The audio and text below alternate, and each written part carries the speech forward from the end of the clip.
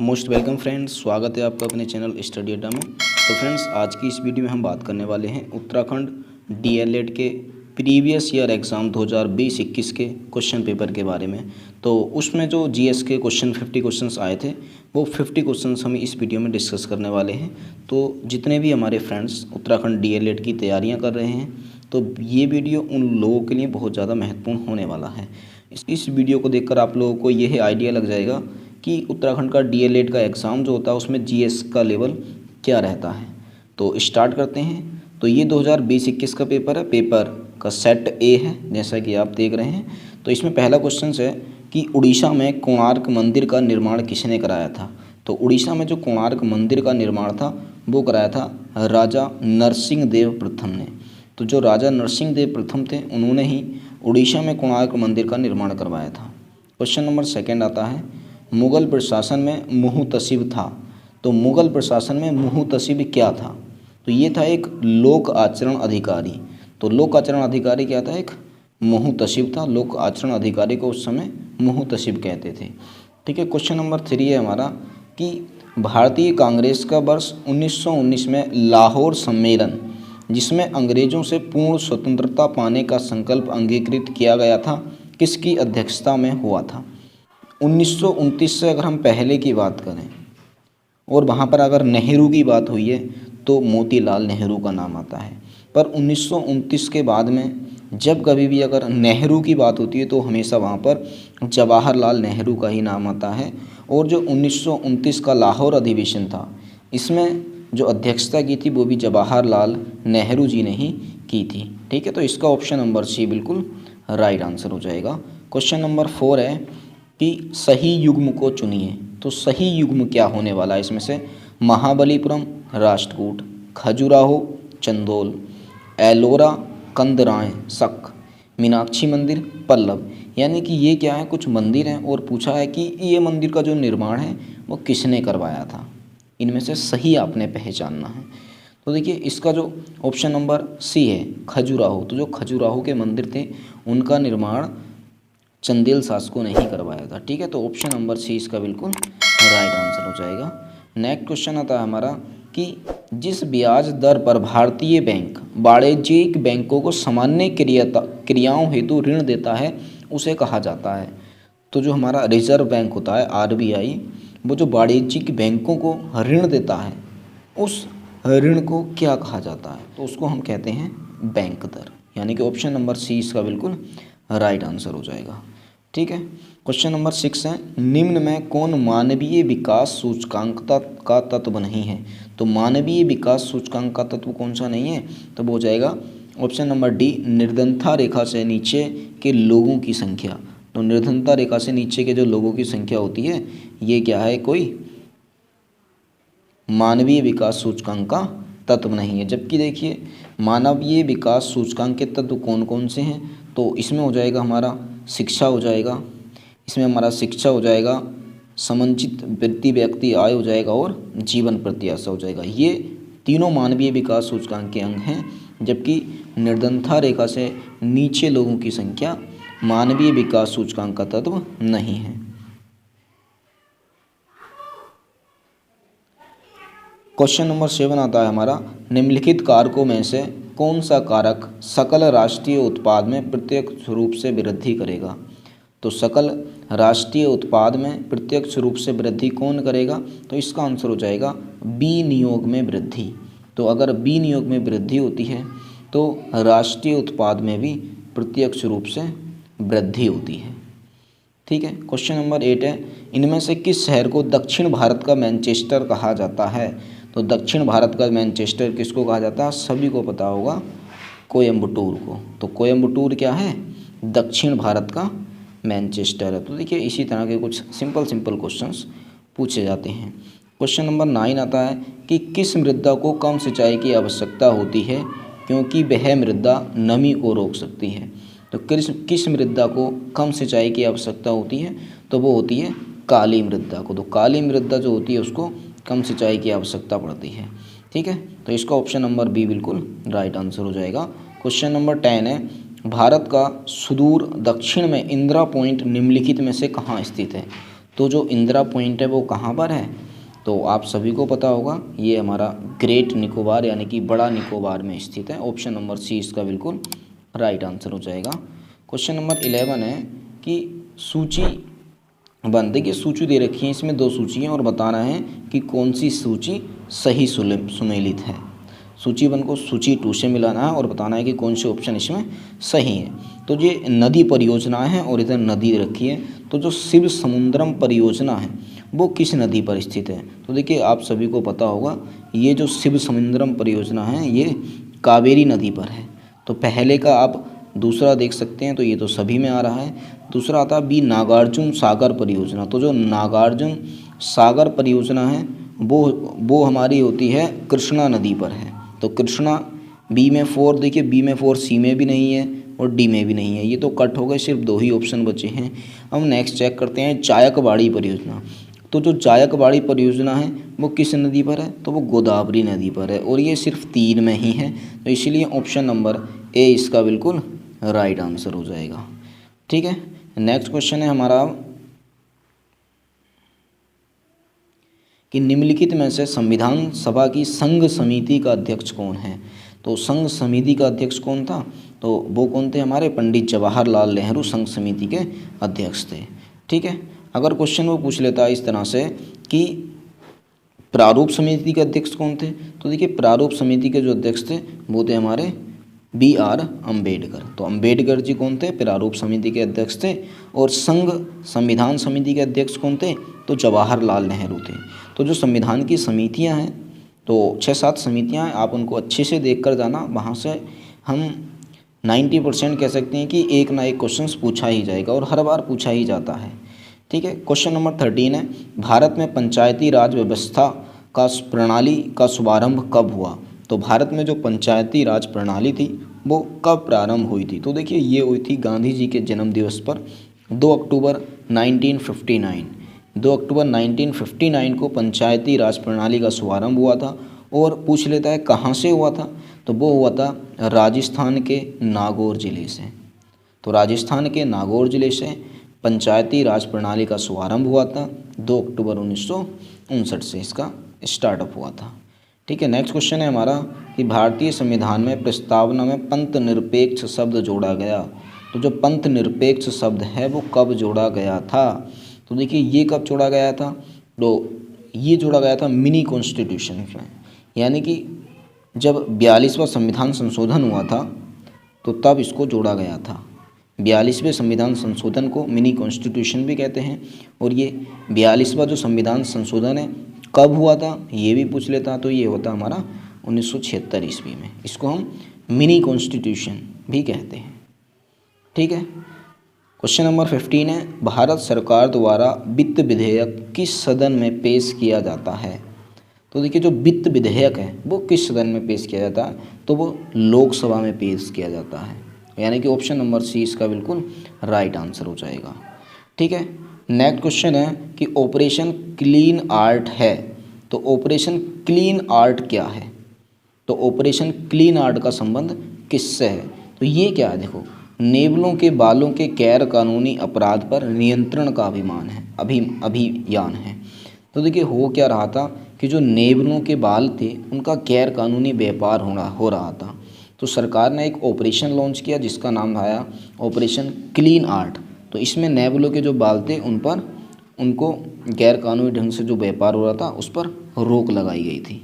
ठीक है, यानी कि ऑप्शन नंबर सी इसका बिल्कुल राइट आंसर हो जाएगा, नहीं ऑप्शन नंबर बी इसका राइट आंसर हो जाएगा। क्वेश्चन नंबर 17 है कि वर्तमान में भारत के नियंत्रक एवं महालेखा परीक्षक कौन हैं। तो देखिए ये उस टाइम का क्वेश्चन था, तो उस समय जो नियंत्रक एवं महालेखा परीक्षक थे वो थे GC मुर्मू। बाकी प्रेजेंट टाइम के कौन हैं, तो ये आपने कमेंट बॉक्स में बताना है। ठीक है, प्रेजेंट टाइम के कौन हैं CAG, ये आपने कमेंट बॉक्स में बताना है। ठीक है, देखते हैं किसका आंसर सही आता नहीं आएगा तो हम कमेंट बॉक्स में ही आंसर अपना पिन कर देंगे। ठीक है, नेक्स्ट क्वेश्चन है अब हमारा भारत के निर्वाचक मंडल में कौन शामिल नहीं होता है। तो भारत के निर्वाचन मंडल में भारत के राष्ट्रपति के निर्वाचक मंडल में कौन शामिल नहीं होता है? तो देखिए इसमें कौन नहीं होता है? लोकसभा के निर्वाचित सदस्य ये 2 होते हैं। राज्य विधानसभाओं के निर्वाचित सदस्य ये भी होते हैं। राज्यसभा के निर्वाचित सदस्य ये भी होते हैं। राज्य विधान परिषदों के निर्वाचित सदस्य ये नहीं होते हैं, यानी कि ऑप्शन नंबर डी इसका बिल्कुल राइट आंसर हो जाएगा। ठीक है, क्वेश्चन नंबर 19 है, कपास का मुख्य घटक है। तो कपास का मुख्य घटक क्या होता है? तो देखिए कपास का जो मुख्य घटक होता है वो होता है सेलुलोज, यानी कि ऑप्शन नंबर ए इसका बिल्कुल राइट आंसर हो जाएगा। क्वेश्चन नंबर 20 है कि वर्णांध व्यक्ति किन रंगों में भेद नहीं कर सकता है? तो जो वर्णांध व्यक्ति होता है वो किन रंगों में विभेद नहीं कर पाता है? तो वो लाल एवं हरा रंगों में विभेद नहीं कर पाता है, यानी कि ऑप्शन नंबर ए इसका बिल्कुल राइट आंसर हो जाएगा। क्वेश्चन नंबर 21 है कि सर्वाधिक धात्विक खनिज पाए जाते हैं। तो सर्वाधिक धात्विक खनिज कहाँ पर पाए जाते हैं?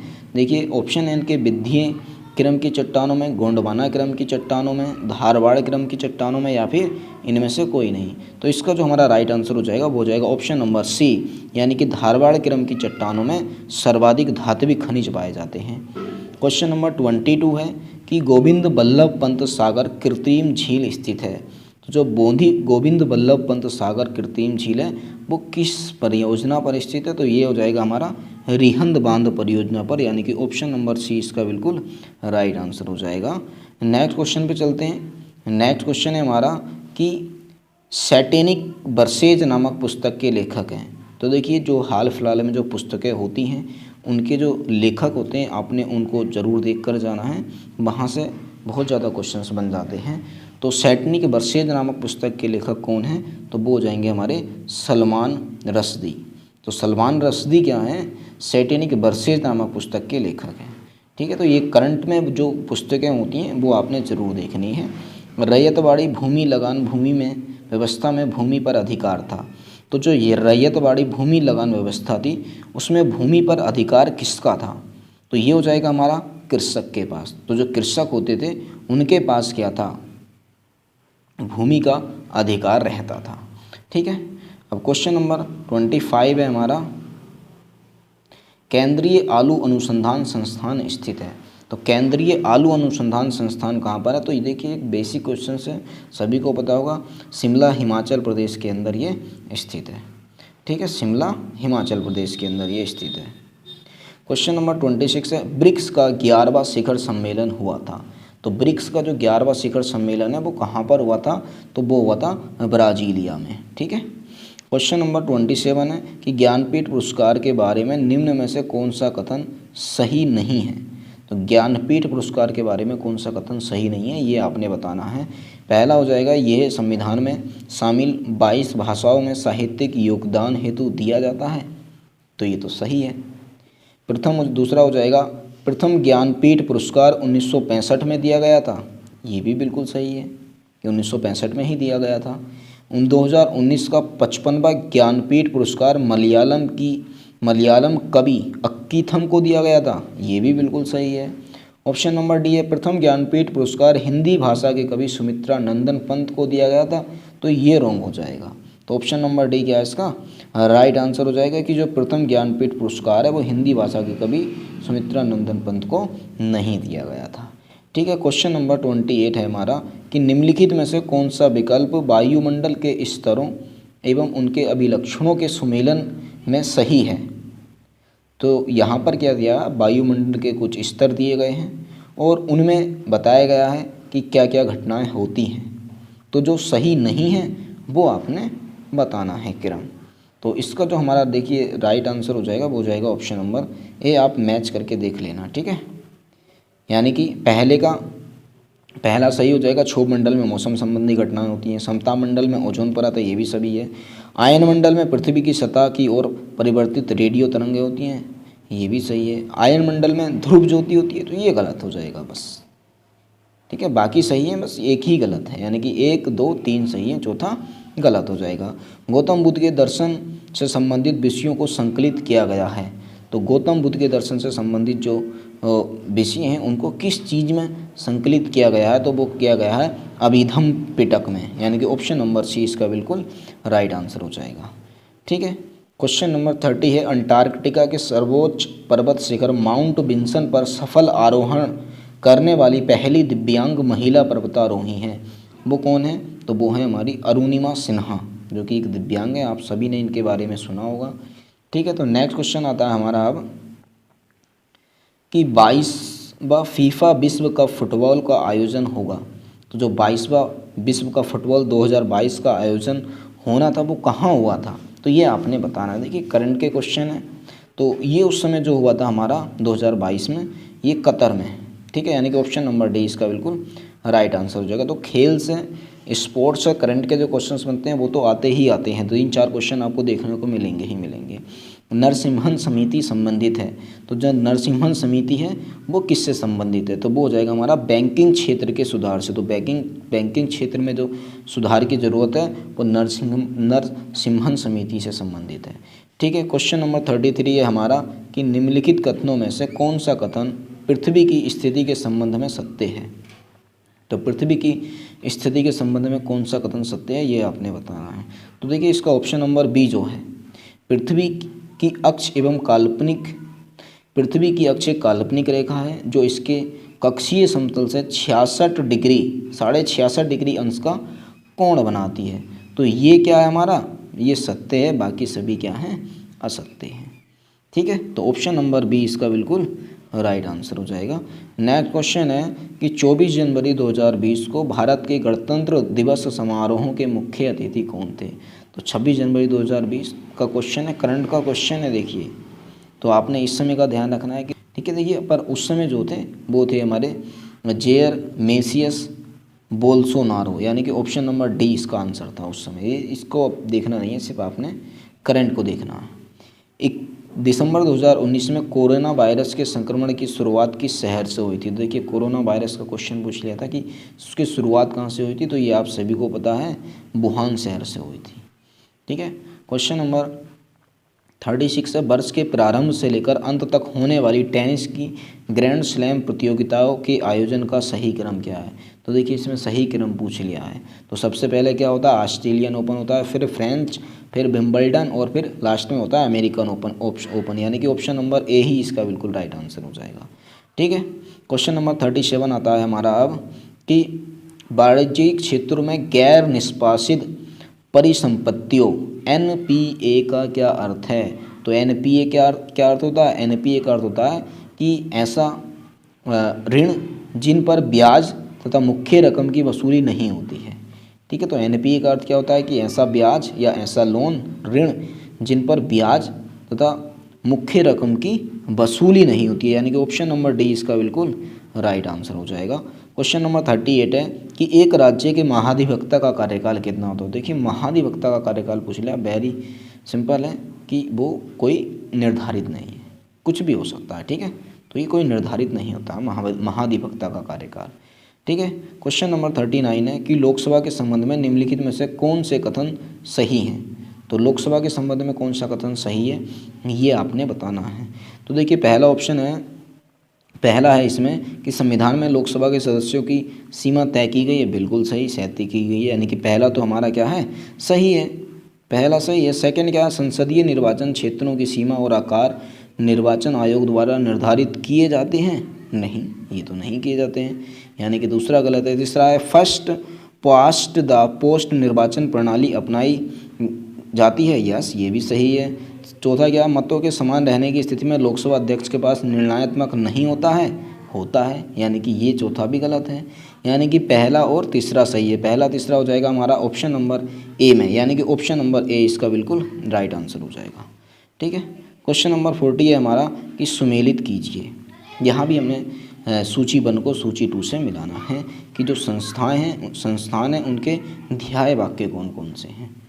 तो देखिए ध्याय वाक्य आपको याद होने चाहिए, तो आप इसको देख लेना। इसका जो हमारा राइट आंसर हो जाएगा वो हो जाएगा ऑप्शन नंबर डी।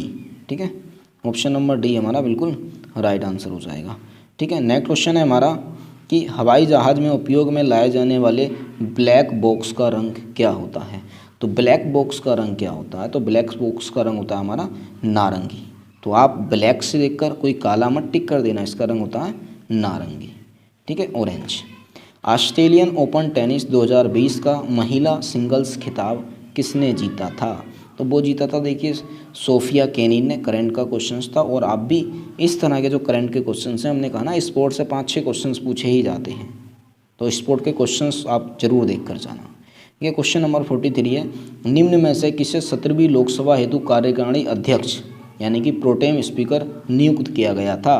तो प्रोटेम स्पीकर किसको नियुक्त किया गया था? वो किया गया था डॉक्टर वीरेंद्र कुमार को। ठीक है, नेक्स्ट क्वेश्चन है हमारा कि निम्नलिखित में से राज्यसभा के विषय में कौन सही है? तो राज्यसभा के विषय में कौन सा सही है, ये आपने बताना है।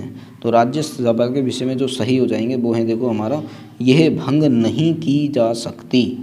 तो ये भंग नहीं की जा सकती, बिल्कुल सही है। इसका कार्यकाल 5 वर्ष का होता है। तो क्या इसका कार्यकाल 5 वर्ष का होता है? जी नहीं, इसका कार्यकाल 5 वर्ष का नहीं होता। प्रत्येक 2 वर्ष बाद इसके 3/4 सदस्यों का कार्यकाल समाप्त हो जाता है, बिल्कुल सही। इसके सदस्य 25 वर्ष से कम आयु के होंगे? नहीं, बिल्कुल गलत। यानी कि ऑप्शन नंबर 1 और 3 सही हैं। तो इसका मतलब ऑप्शन नंबर सी हमारा बिल्कुल राइट आंसर हो जाएगा। ठीक है, ऑप्शन नंबर सी इसका बिल्कुल राइट आंसर हो जाएगा। क्वेश्चन नंबर 45 है हमारा कि 5 नवंबर 2019 तक 5वां भारतीय अंतर्राष्ट्रीय विज्ञान महोत्सव कहाँ आयोजित किया गया था? तो देखिए, उस समय करंट का क्वेश्चन था, उस समय जो आयोजित किया गया था वो किया गया था कोलकाता के अंदर। ठीक है, अभी का कहाँ किया गया, ये आप लोग हमें कमेंट बॉक्स में बताइएगा। ठीक है, नेक्स्ट क्वेश्चन है हमारा कि प्रसिद्ध ग्रंथ महाभारत का मूल नाम क्या था? तो प्रसिद्ध ग्रंथ महाभारत का मूल नाम क्या था? ये सभी को पता है, जय संहिता क्या था उसका मूल नाम है। सेंट्रल रेलवे का मुख्यालय कहाँ स्थित है? तो सेंट्रल रेलवे का मुख्यालय मुंबई TCS में CST में स्थित है, आप सभी को पता है। ठीक है, कोई भी दिल्ली टिक मत कर देना यहाँ पर। सेंट्रल रेलवे का जो मुख्यालय है वो मुंबई में स्थित है। ठीक है, क्वेश्चन नंबर हमारा 48 है, निम्नलिखित में से किसका नेतृत्व महात्मा गांधी ने नहीं किया था? तो महात्मा गांधी ने किसका नेतृत्व नहीं किया था? भारत छोड़ो आंदोलन का किया था। खेड़ा सत्याग्रह इसका भी किया था। सविनय अवज्ञा आंदोलन इसका नहीं किया था। तो इसका जो हमारा राइट आंसर हो जाएगा वो जाएगा बारदोली सत्याग्रह। तो बारदोली सत्याग्रह का जो नेतृत्व है वो इन्होंने नहीं किया था। तो किसने किया था? वो किया था हमारे लौह पुरुष सरदार वल्लभ भाई पटेल जी ने। ठीक है, क्वेश्चन नंबर 49 है हमारा, निम्नलिखित घटनाक्रमों का सही क्रम क्या है? तो इसमें भी आपने क्या करना है, सही क्रम बताना है। तो सही क्रम साइमन कमीशन। तो साइमन कमीशन कब हुआ था? तो ये 1928 में हुआ था। भारत छोड़ो आंदोलन 1942 में। भारतीय राष्ट्रीय कांग्रेस की स्थापना 1885 में हुई थी। और मिंटो मार्ले सुधार जो हुआ था वो 1909 में हुआ था। तो इसके हिसाब से अगर हम देखते हैं तो हमारा ऑप्शन नंबर बी बिल्कुल सेट बैठता है। ठीक है, अब नेक्स्ट क्वेश्चन है हमारा और लास्ट क्वेश्चन है कि केंद्रीय जल एवं मृदा संरक्षण अनुसंधान एवं प्रशिक्षण संस्थान स्थित है। तो केंद्रीय मृदा एवं जल संरक्षण अनुसंधान एवं प्रशिक्षण केंद्र कहाँ पर स्थित है? तो ये है हमारा देहरादून में स्थित है। ठीक है, तो ऑप्शन नंबर बी इसका बिल्कुल राइट आंसर हो जाएगा। तो फ्रेंड देखिए, बस इसी तरह के कुछ क्वेश्चंस जीएस के आपके DLED के एग्ज़ाम्स में बनते हैं। बाकी इसके बाद कुछ रीजनिंग के क्वेश्चंस हैं तो वो हम कभी अपनी नेक्स्ट वीडियो में डिस्कस करेंगे। तो वीडियो बहुत लंबी भी हो चुकी है। तो फ्रेंड्स, अगर आप भी DLED को सच में क्रैक करना चाहते हैं तो हम जितने भी कुछ प्रीवियस ईयर की वीडियो डालेंगे आप उन सभी को ज़रूर से ज़रूर देखिएगा। उससे आपको जो किस लेवल के क्वेश्चंस आते हैं एग्ज़ाम में वो सारे के सारे लेवल्स आपको पता चल जाएगा। ठीक है ना। और बाकी अगर आप सब्जेक्टिव वाइज तैयारी करना चाहते हैं, आप चाहते हैं कि आप मैथ की स्पेशल वीडियो चाहते हैं, रीजनिंग की वीडियो चाहते हैं, या फिर किसी भी टॉपिक्स में आपको कोई प्रॉब्लम है, चाहे वो मैथ का टॉपिक हो, रीजनिंग का टॉपिक हो, जीएस का टॉपिक हो, तो आप हमें कमेंट बॉक्स में ज़रूर बताइएगा। उसकी वीडियो हम ज़रूर से ज़रूर अपलोड करेंगे। देखिए, अभी टाइम इतना भी नहीं है कि हम सारा सिलेबस जल्दी जल्दी कवर करा दें। तो जो टॉपिक्स हॉट हैं यानी कि ट्रेंडिंग है, जिनसे बहुत ज़्यादा क्वेश्चंस बनते हैं, तो उन टॉपिक्स की वीडियो हम बनाकर ज़रूर डालेंगे। ठीक है फ्रेंड्स, तो मिलते हैं बहुत ही जल्द नेक्स्ट वीडियो में। तब तक के लिए best of luck and thanks for watching this video. और फ्रेंड्स, इस वीडियो को अपने उन दोस्तों तक ज़रूर शेयर कीजिएगा जो DLED एग्ज़ाम को सच में क्रैक करना चाहते हैं। ठीक है, फिर मिलते हैं बहुत ही जल्द नेक्स्ट वीडियो में। तब तक के लिए बेस्ट ऑफ लक।